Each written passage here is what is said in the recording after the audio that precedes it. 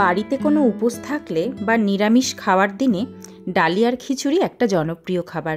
তাই নিরামিষ ডালিয়ার খিচুড়ি আমার আজকের রেসিপি।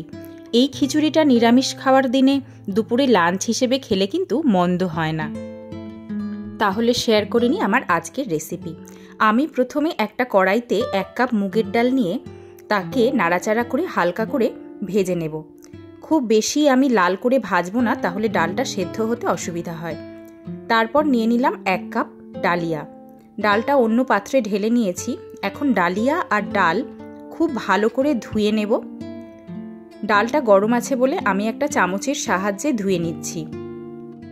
পরিষ্কার জল বেরোনো পর্যন্ত আমি ভালোভাবে জল পাল্টে পাল্টে অনেকবার ধুয়ে নেব।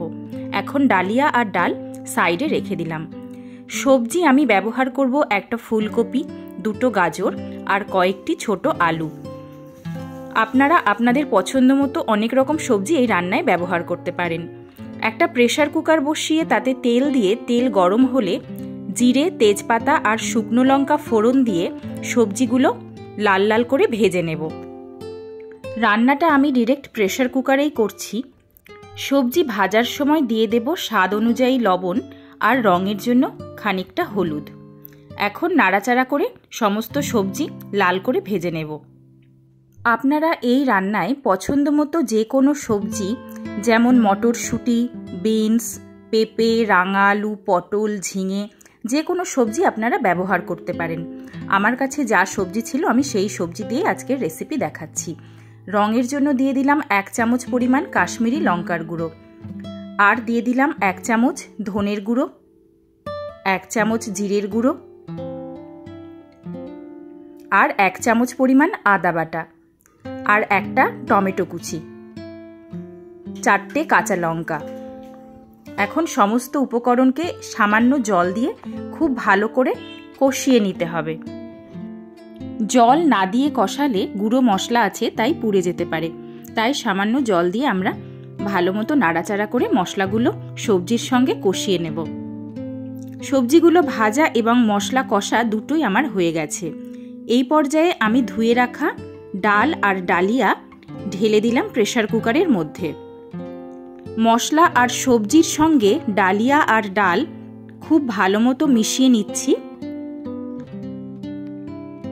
এই পর্যায়ে গ্যাসের ফ্লেম লো রাখতে হবে।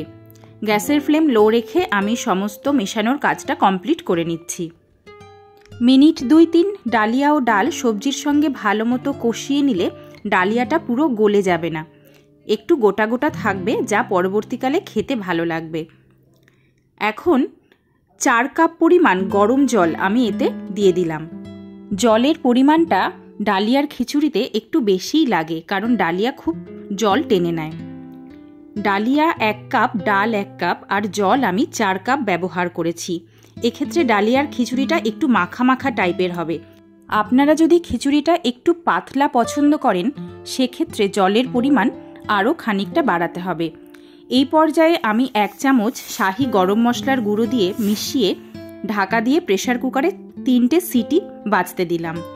প্রেসার কুকার খুলে এখন মিশিয়ে দিলাম 2 টেবিল চামচ পরিমাণ ঘি।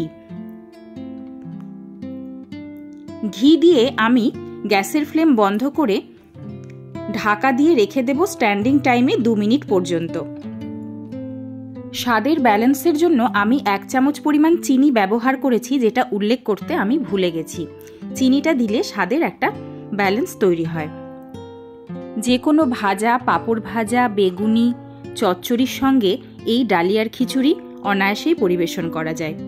আমি বর্ণা, আর আপনারা দেখছেন বর্ণাস ইয়াম্মি কিচেন।